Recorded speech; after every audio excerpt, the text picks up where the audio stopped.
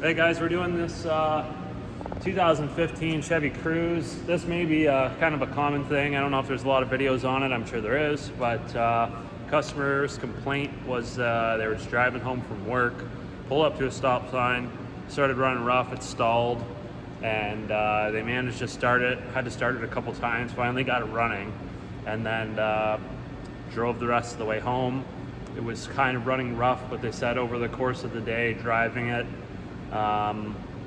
it started to run a little bit better and a little bit better.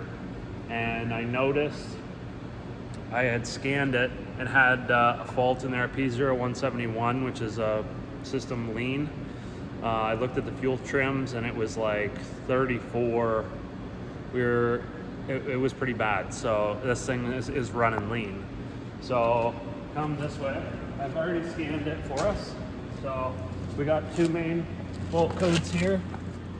So we've got our P0171 fuel system lean, and then a P1101 intake airflow system performance. And so there is actually a service bulletin for this particular issue from General Motors. And come on over, we'll just skim through it quick here. It pertains to the PCV system. So there's the bulletin number there, 19-NA-114. Pertains to all of these vehicles here that run the 1.4 liter turbocharged engine. Customer may comment that the check engine light's on, and the technician may find P0171 system lean or other airflow related codes set in the ECM, which we did. So the cause is a torn PCV ventilation crankcase pressure control diaphragm, PCV. So there's the PCV. It sits right on top of the valve cover, and it's hidden by the engine cover that sits over top of everything. And I'll show you when we go over there. So there's a test that we can do to confirm that that's what it is. So first off, we pull this cover off, and then it wants us to make sure that the oil dipstick is fully seated and that the oil cap is fully tightened. And then with the engine running, we can listen to the PCV for noise. I'm guessing it's probably going to whistle. And then it says we can pull the dipstick to see if the noise gets quieter. And then if it does, okay, stick the dipstick back in. And then it wants us to use a piece of tissue near the vent. There's a little vent slot, and we can see that in the picture here. You see this little vent? We can put a tissue near there, and if the diaphragm's ripped, it's going to be pulling a vacuum into the engine, so it's going to suck that tissue against that vent. If it's not torn, it says that it may cause the tissue to just flutter in front of it. And you can also do this test with smoke, if you have a smoke machine, for those of you who are mechanics or technicians out there. So let's go over to the car and fire this thing up, and we'll do the listen test to start and see if we can make it change tone by pulling the dipstick. Okay, so we're gonna pull this cover off here. It just pops off, and we'll set that aside somewhere safe. Now we can see our PCV right here. We can make sure that this is sealed and that that there is like a gasket or something inside. Yeah, the O-ring does look okay. That's what I meant to say. So we'll stick this back on. Fully seated. That's fully seated. All right, let's start the car. See what it sounds like here.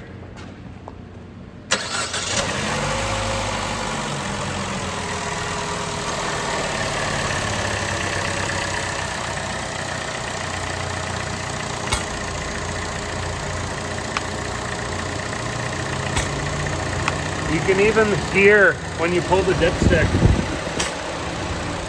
how much vacuum is inside the crankcase. It's pretty crazy. Unfortunately, the fan just kicked on, so it sort of muffles it, but that's pretty wild.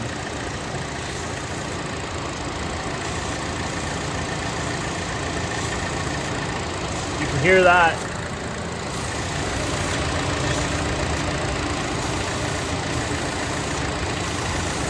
Yeah, I guarantee you the diaphragm inside of here is broken. So I could grab just a piece of tissue paper which I will just for the video.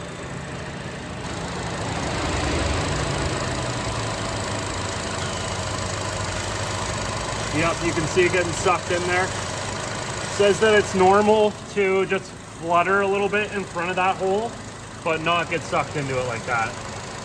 So that's where a vacuum leak is. The diaphragm's ripped and it's sucking that air right into the crankcase, and it's causing our lean condition. So that explains why the engine was running really rough. Obviously, unintended air getting into the engine, and computer doesn't catch that with our mass airflow sensor, so it starts to enrich in the mixture.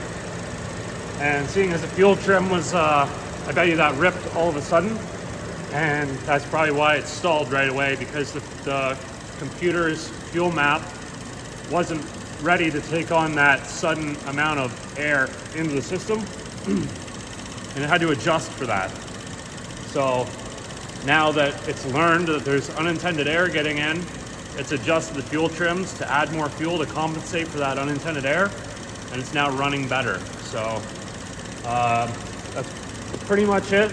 I'll shut this off and we'll go check out some prices and part numbers. Okay, so obviously if you have those two codes, there's a bulletin for it, and you can see here, this is a little graph of real fixes. These are real case studies. We had over 10,000 confirmed hits on replace valve cover to fix this issue. And then you can see the following. If you tested yours and it didn't have a bad PCV, you know, you might have, looks like 2,000 confirmed cases of replaced evap purge solenoid. And then after that, it's 1,000 cases of the intake manifold. So as far as pricing goes, Dorman sells one. If you're Joe Blow off the street, it's gonna run you about 200 bucks. That's if you walk into like your local parts store. And then if you wanted like a genuine one from GM, it looks like MSRP is $90.64. I'm assuming that's American, plus tax. So yeah, whatever that comes to. And that's like a rough ballpark. I don't know, GM changes their prices around.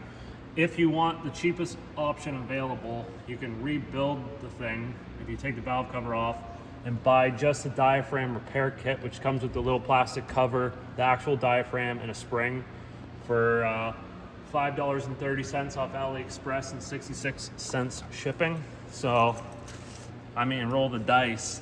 I'd probably do it if it were my car, just because it's so cheap, and well, why not give it a try, right? For $5, sure. So yeah, that's pretty much it. If you got any questions, throw them down in the comments below. I hope you liked this video. I hope it helped, and subscribe. We'll catch you on the next one.